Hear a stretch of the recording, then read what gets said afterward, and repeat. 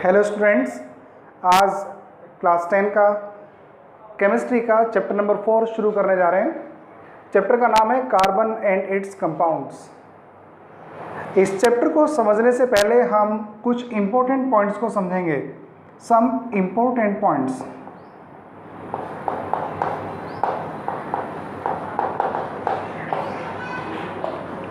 सबसे पहला point, carbon क्या है?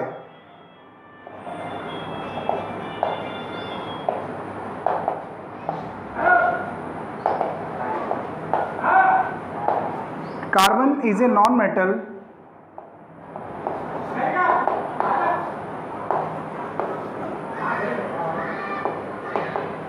with the following some properties.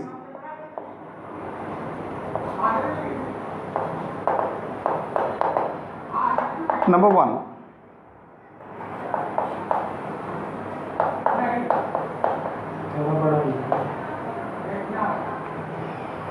Atomic number. Atomic number से मतलब होता है न्यूक्लियस के अंदर कितने प्रोटॉन्स हैं। कार्बन का जो एटम होता है उसके न्यूक्लियस के अंदर 6 प्रोटॉन्स होते हैं।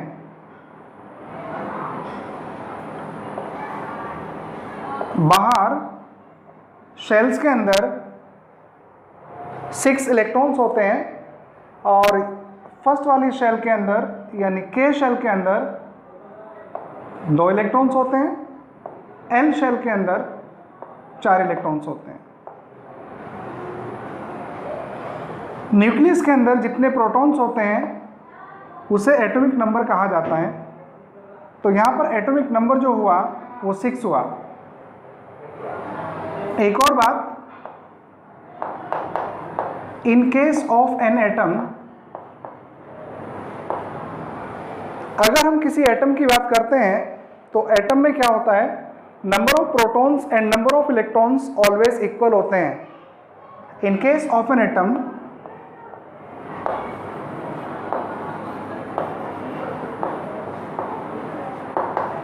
number of protons is equal to number of electrons.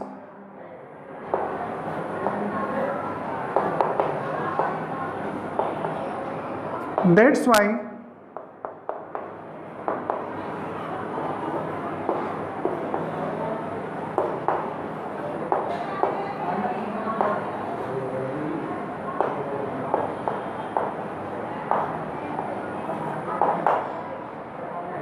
Students, carbon का एटॉमिक नंबर 6 होता है।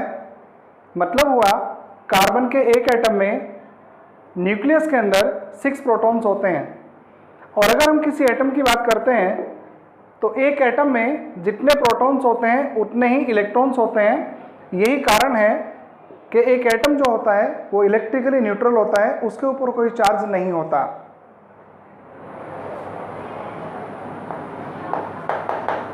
नंबर 2,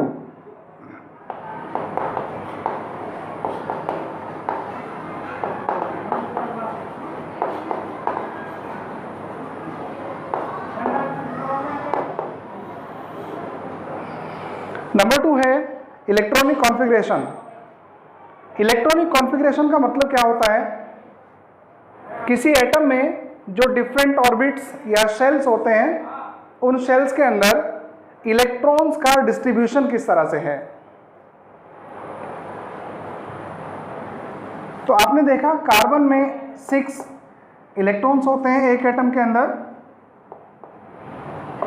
के शेल जो कि न्यूक्लियस के सबसे ज़्यादा पास होता है उसके अंदर 2 इलेक्ट्रॉन्स होते हैं। एल शेल यानी दूसरे वाली शेल के अंदर 4 इलेक्ट्रॉन्स होते हैं। ये इसका इलेक्ट्रॉनिक कॉन्फ़िगरेशन हुआ।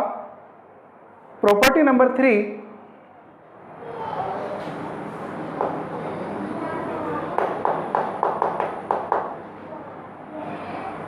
वैलेंसी।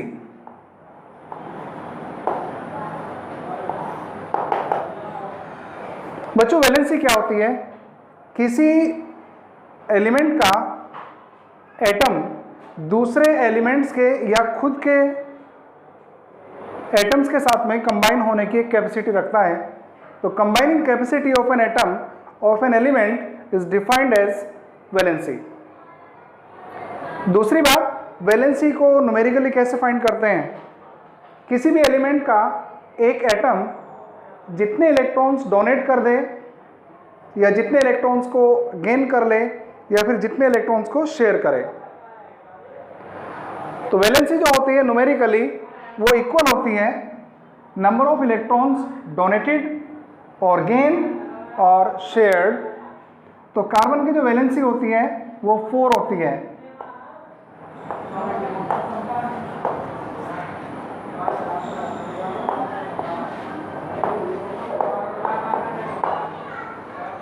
और जिस एलिमेंट की वैलेंसी 4 होती है उसको कहा जाता है tetravalent.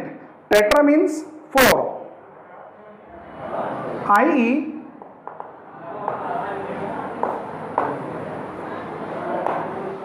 carbon is tetravalent.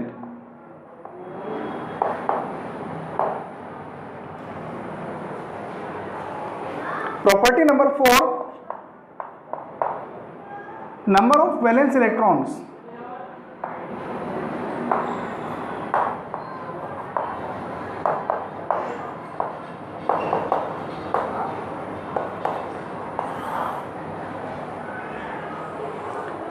Valence electrons क्या होते हैं पहले इसको समझ लेते हैं।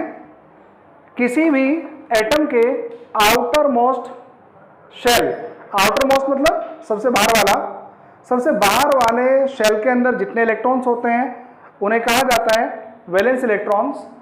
तो कार्बन का एक एटम जो होता है उसका सबसे बाहरी जो शेल होता है यानी सबसे बाहर वाला ऑर्बिट जो होता है वो एल ऑर्बिट होता है और उसमें आपने देखा 4 इलेक्ट्रॉन्स होते हैं और आउटर मोस्ट शेल के अंदर जितने इलेक्ट्रॉन्स होते हैं उसको कहा जाता है वैलेंस इलेक्ट्रॉन्स। तो इस केस में वैलेंस इलेक्ट्रॉन्स 4 हुए। बच्चों ये कार्बन के बारे में थोड़ी सी बात। एक तो ये कार्बन क्या है? कार्बन एक नॉन मेटल है with the following some properties. Number 1 atomic number. Atomic number का मतलब हुआ न्यूक्लियस के अंदर कितने प्रोटॉन्स होते हैं। तो एक एटम के अंदर 6 प्रोटॉन होते हैं। तो in case of an atom number of protons is equal to number of electrons. अगर आप किसी एटम की बात करते हैं तो उसमें number of protons and number of electrons always equal होते हैं और एक इलेक्ट्रॉन का जो निगेटिव चार्ज होता है वो एक प्रोटॉन के पॉजिटिव चार्ज के इक्वल होता है। तो मतलब हुआ कि नेट चार्ज जो होता है, नेट मतलब दोनों का सम, तो net charge on an atom is 0 और यही वजह है कि एक एटम जो होता है वो न्यूट्रल होता है। एटम एज ए होल मतलब कंप्लीट एटम को देखा जाए तो उसके ऊपर कोई चार्ज नहीं होता और जिस स्पीसीज के ऊपर कोई चार्ज नहीं होता उस स्पीसीज को हम न्यूट्रल कहते हैं। Number 2 electronic configuration. Electronic configuration क्या होता है? Distribution of electrons in various orbits और various shells is known as electronic configuration. In case of carbon atom, the electronic configuration is 2, 4. It means that there are 2 electrons in the K shell, 4 electrons in the L shell. Property number 3, valency. Valency is defined as the combining capacity of an atom of an element. In case of carbon, the valency of carbon is 4. It means it is tetravalent. Tetravalent मतलब valency 4 है। Number 4 number of valence electrons. The electrons present in the outermost shell are known as valence electrons and in the case of an atom of carbon number of valence electrons is 4। ये एक बार मैंने आपको revise कराया। इसमें एक और बात है,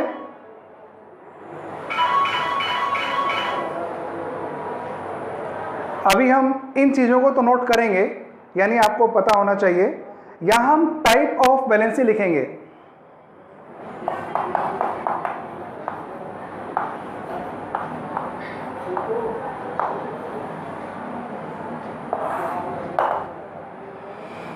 बच्चों आपने अभी देखा कि वैलेंसी न्यूमेरिकली किसके इक्वल होती है? जितने इलेक्ट्रॉन्स शेयर किए जाते हैं, जितने इलेक्ट्रॉन्स डोनेट किए जाते हैं, जितने इलेक्ट्रॉन्स को गेन किया जाता है। कार्बन एटम में खास बात होती है इसके साइज की वजह से और ये जो नंबर ऑफ वैलेंस इलेक्ट्रॉन्स हैं वो 4 हैं और इसके अंदर 2 शेल्स हैं। वैलेंसी होती किस वजह से है? कोई भी एटम अपने आउटर मोस्ट शेल के अंदर 8 इलेक्ट्रॉन्स पूरे करना चाहता है, मतलब अपना ऑक्टेट कंप्लीट करना चाहता है, ऑक्टेट।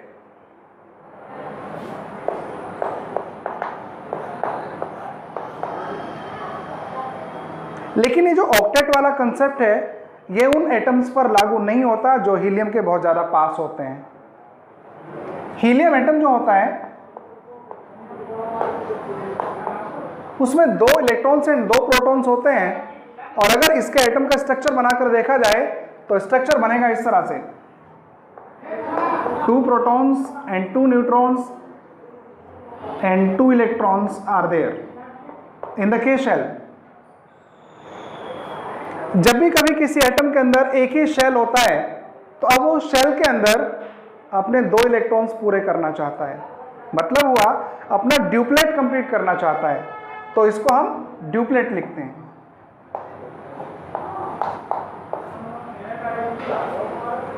अब कार्बन अपना ड्यूप्लेट पूरा करेगा या फिर ऑक्टेट कंप्लीट करेगा वो देखने वाली बात है।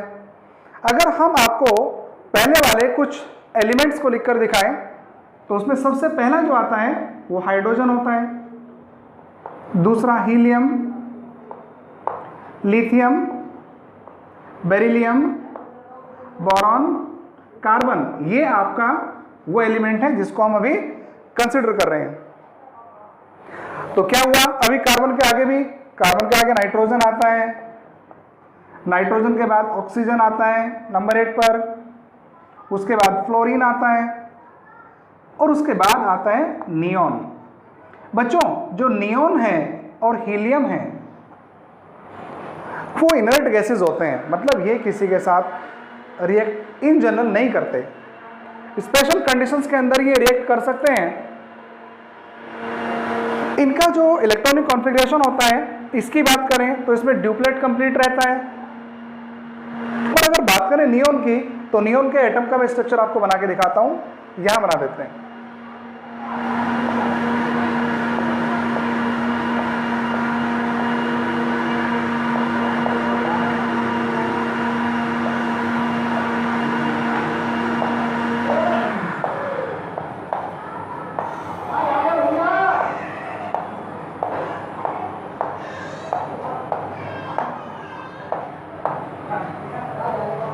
यहां देखिएगा आप, इसके न्यूक्लियस के अंदर 10 प्रोटॉन्स होते हैं, के शेल के अंदर 2 इलेक्ट्रॉन्स होते हैं और एल शेल के अंदर 8 इलेक्ट्रॉन्स होते हैं। तो यहाँ आउटर मोस्ट शेल जो है वो एल है और इसके अंदर 8 इलेक्ट्रॉन्स हैं, तो मतलब हुआ इसका ऑक्टेट कंप्लीट है। इन case of helium atom duplet is complete. तो देखने वाली बात यह है कि ये कार्बन हीलियम के जैसा इलेक्ट्रॉनिक कॉन्फ़िगरेशन ऑब्टेन करना चाहेगा या फिर नियोन के जैसा।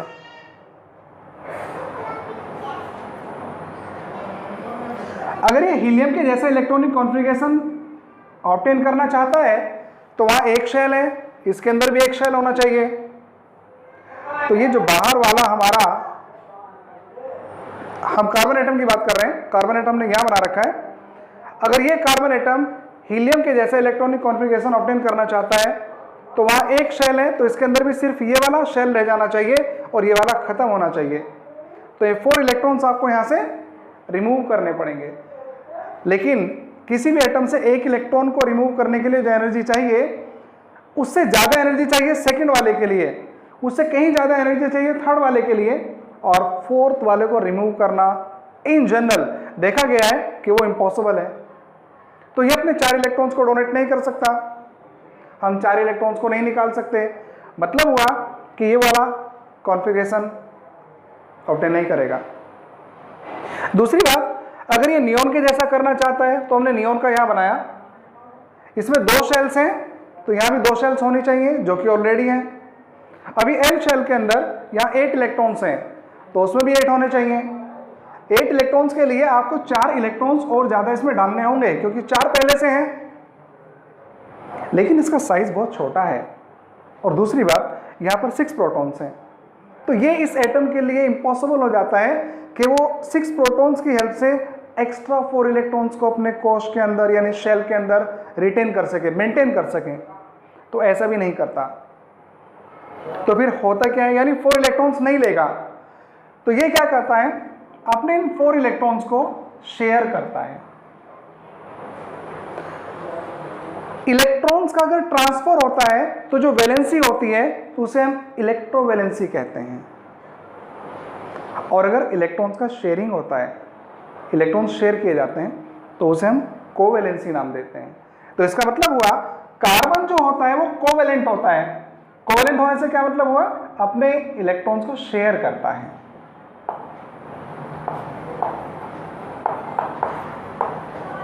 Carbon shows covalency.